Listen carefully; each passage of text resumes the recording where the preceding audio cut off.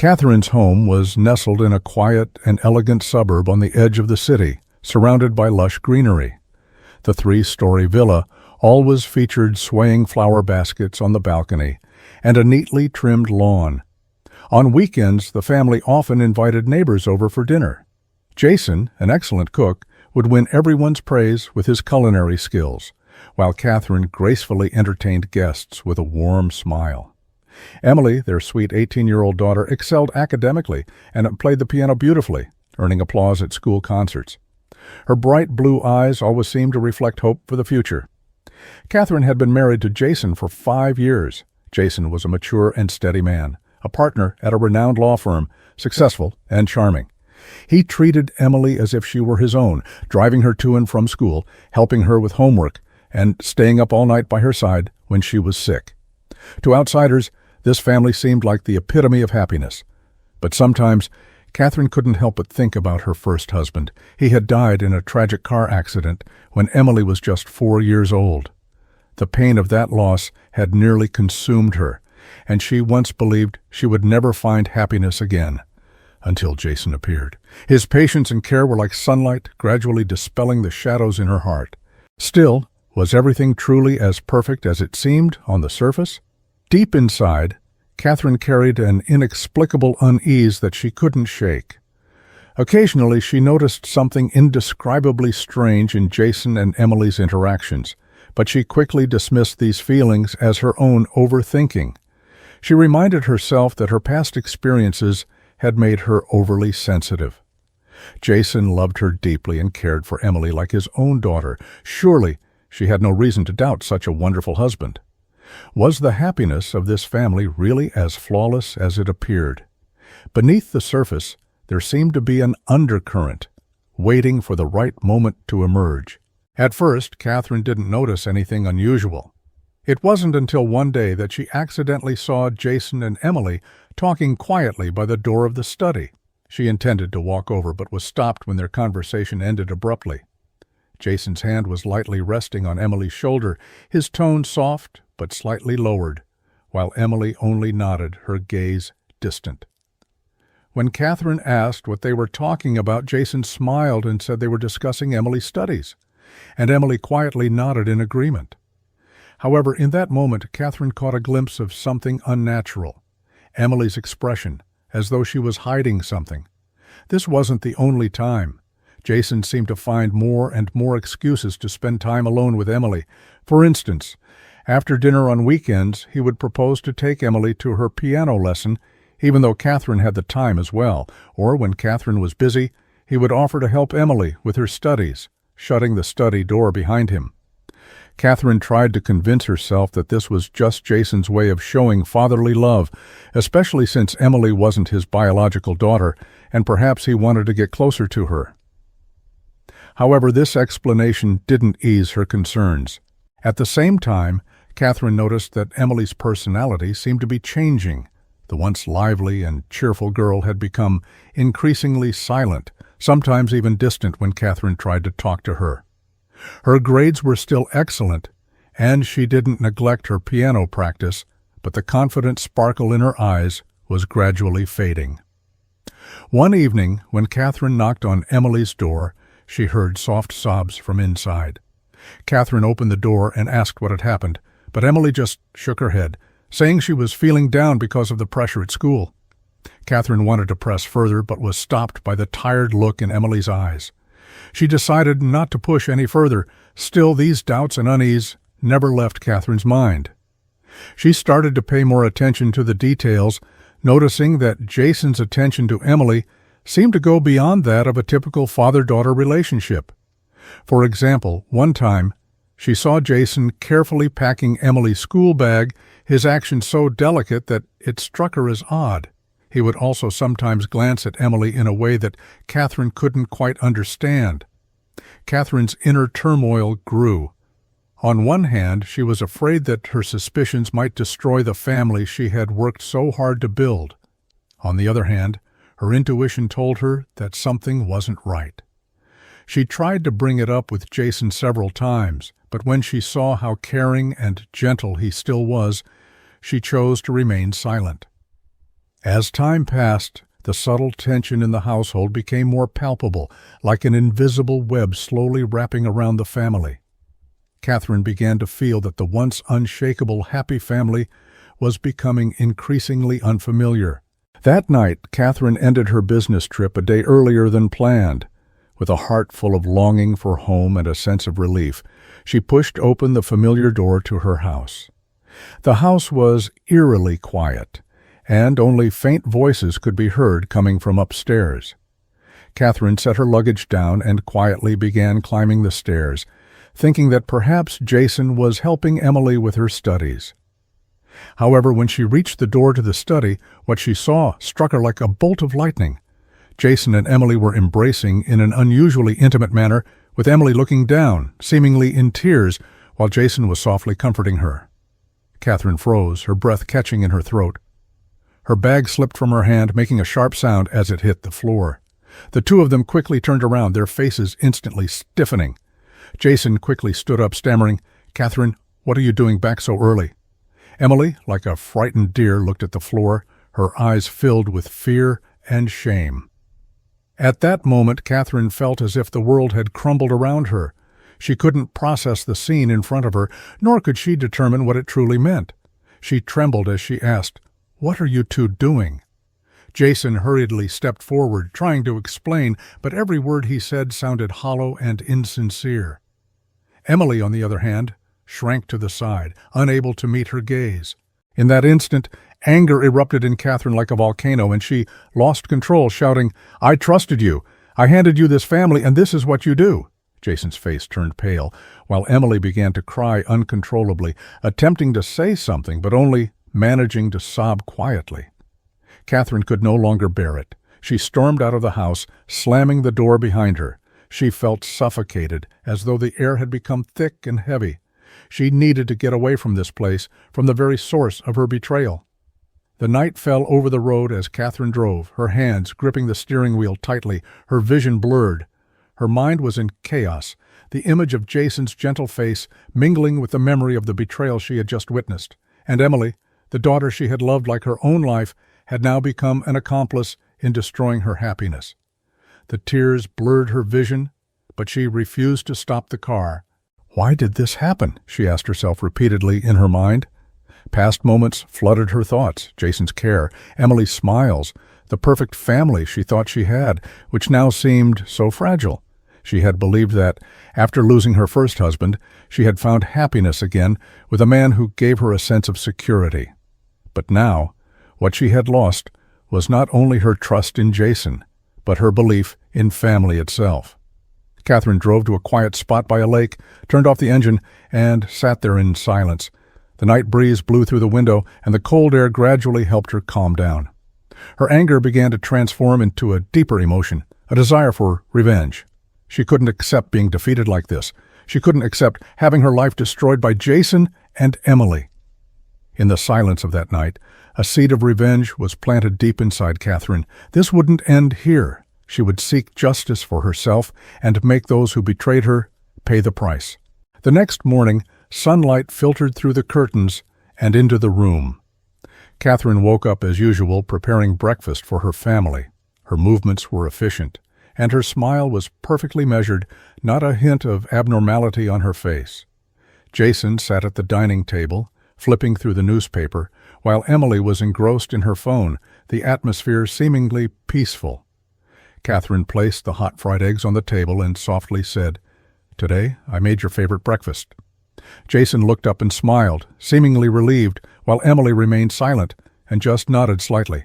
However, only Catherine knew that, inside, her emotions were like a volcano, ready to erupt. From the shock of the night before to the calm she had adopted now, in those few short hours she had made a decision. This betrayal would not go unpunished. She needed to figure everything out and make Jason and Emily pay for what they had done. Catherine began to take quiet action. At night, while Jason was taking a shower, she unlocked his phone and checked his call logs and messages.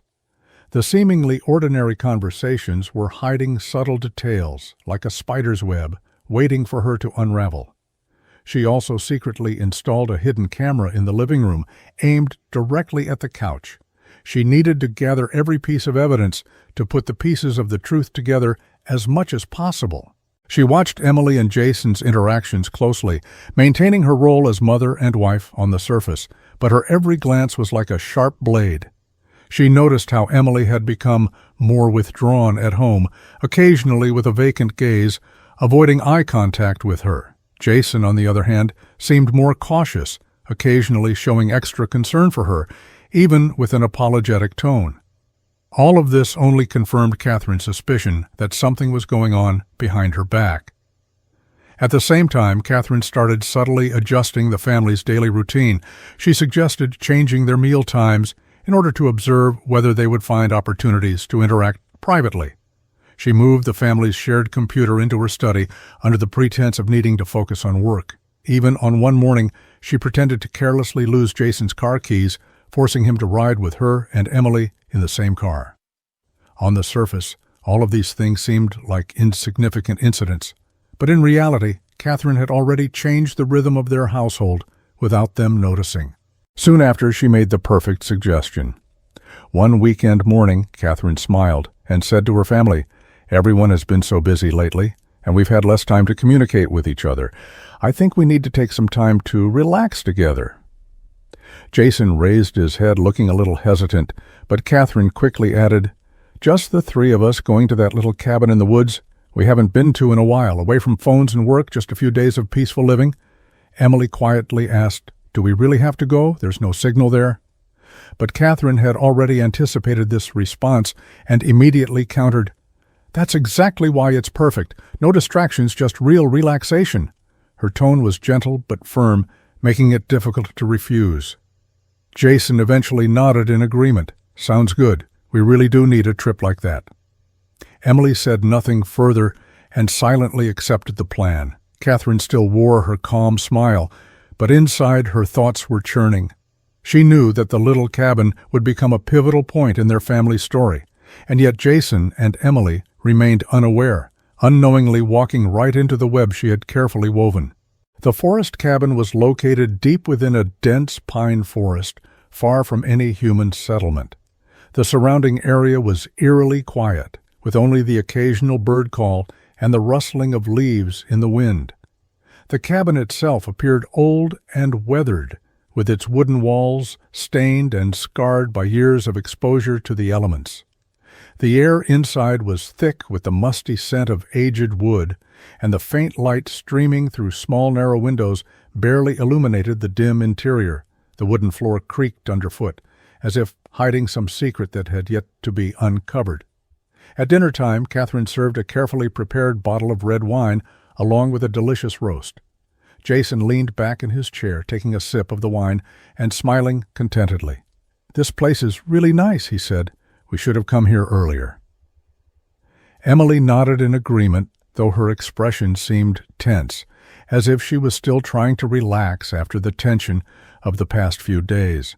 Catherine raised her wine glass with a soft smile, her voice gentle but laced with something darker. "To us," she said. Jason and Emily didn't notice the coldness in her words and responded by raising their glasses. The wine was rich and fragrant, but soon Jason began to feel a heaviness in his head, and Emily, holding her forehead, muttered, "I feel a little dizzy." Within moments, both of them slumped over on the table, unconscious. When Jason and Emily awoke, they found themselves bound to wooden chairs. Their hands were tightly tied with rough ropes. The room was dimly lit by a flickering oil lamp, casting yellow light across Catherine's cold face. She stood before them, her arms crossed over her chest, her gaze sharp and piercing. "You're awake?" Catherine's voice was low, but carried an undertone of suppressed fury. She stepped closer, the light catching her face as she looked at them coldly. "Did you think you could lie to me forever?" Jason froze for a moment, then began to struggle, trying to explain. "Catherine, this is all a misunderstanding. Please, let me explain." "Shut up!" Catherine's voice rang out like a whip, cutting him off. She slammed her hand down on the table, the sound echoing in the small room. Jason's face went pale, his lips trembling, but he couldn't say another word. Emily began to cry, her tears streaming down her cheeks. She sobbed in a desperate, pitiful voice, "Mom, I'm sorry. I didn't mean to—" Her voice was full of fear and regret, but it did nothing to soften Catherine's expression. "Didn't mean to?" Catherine sneered. "Then what exactly was it that you meant to do? How long have you been hiding this from me? Jason, didn't you always tell me I was your only one? Emily, what about you? I've always treated you like my own daughter." Her voice rose in a sharp, painful crescendo. Jason continued to struggle against the ropes. "Catherine, calm down. We can fix this. I love you." "Stop lying!" Catherine shouted, cutting him off once again, her eyes flashing with hurt and anger. She took a deep breath, steadying herself for a moment, then spoke in a cold, controlled voice. "Did you ever think about what this family means to me, and you both have teamed up to destroy it?" A heavy silence fell over the room, broken only by Emily's quiet sobbing. Catherine's gaze flicked between them, her emotions swirling between rage, disappointment, and grief, as if she was on the verge of collapsing under the weight of it all. She turned her back to them, staring out into the dark night through the small window. Her voice was soft but filled with ice. "You will pay for your choices. I'll make sure you both understand just how high the cost of betrayal is." The flickering light of the oil lamp cast shadows on her silhouette, as if the darkness outside was beginning to awaken, a lurking presence ready to act. The wind outside picked up, howling faintly, as if the night itself had something sinister to say. Catherine stood in the center of the cabin, gripping a cold, gleaming knife. Her breath was heavy and erratic. Her eyes were as cold as a snow-covered wasteland, impossible to look at directly. Jason and Emily were still tied to chairs, their faces filled with fear. Emily's tears dripped onto the wooden floor, the sound echoing like a ticking clock, striking at the last remnants of Catherine's sanity. "You know what?" Catherine said softly, her knife trembling slightly in her hand. "Every second I'm imagining how you betrayed me. Every second I'm thinking, why you? Why of all people, you two?" Her voice rose, the tip of the knife getting closer and closer to Jason's face. Jason held his breath, not daring to speak. Sweat beaded on his forehead. Suddenly Emily screamed, "Mom, no, please, don't!" Her cries were heart-wrenching, as if tearing through the walls of the cabin and straight into Catherine's heart. Catherine's hand froze in midair, her body stiff and unmoving. That cry made her insides tremble. Her eyes slowly began to thaw from the cold, replaced by a complicated, indescribable pain. She looked at the two people before her. One was her husband, whom she had once seen as her soulmate, the other her daughter, whom she had nurtured with all her love. Now their faces were filled with fear, and the source of that fear was her. Her heart seemed to be crushed by something, a pain so deep that it was hard to breathe. The knife in her hand felt unbearably heavy, as if it might crush her entire being. Catherine's eyes finally filled with tears as she slowly lowered the knife, her voice trembling. What am I doing?" Her gaze swept once more over Jason and Emily, their eyes filled with complex emotions, fear, guilt, relief, and a trace of something unspoken, something unfamiliar. Catherine's body seemed to collapse, as though she had suddenly lost all support. She crouched down, burying her face in her hands, crying uncontrollably, "I'm not who I was. You ruined me, and now I've become a monster." After a long pause, Catherine lifted her head, her eyes full of finality. She stood up slowly, walked over to them, and untied their restraints. Jason and Emily's wrists were red and sore from the tight ropes, but neither of them moved. They just stared at Catherine, saying nothing. Catherine didn't look at them again. She turned and walked toward the door of the cabin. The moment she opened it, the night outside was dark as ink, and the cold wind carried dry leaves through the doorway. She took one slow step after another into the dark forest, disappearing into the endless night, leaving only a heavy silence in the cabin. The wind whispered softly, as if bidding farewell to everything that had come before. The night wind was biting, and shadows from the trees swayed under the moonlight. Catherine walked alone in the dark forest. The leaves beneath her feet rustled, but it couldn't mask the silence and chaos within her. The memories of the past mixed with the impulses of what had just happened, overwhelming her fragile nerves. She felt lost, guilty, and in pain, even hopeless at times. She asked herself, after leaving that cabin, what was left for her? Where could she possibly go? However, when she stopped walking and looked up at the night sky, a shooting star streaked across the silent heavens. Its brief light seemed to ignite something within her.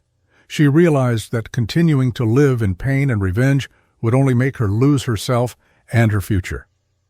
Perhaps true redemption wasn't about destroying others, but about letting go of herself. A few days later, Catherine didn't return to that broken home, but packed her things and left the town. She arrived in a new city, a place untouched by past memories, a fresh start. She rented a simple apartment and began looking for work, adjusting to this unfamiliar life. The first few days weren't easy.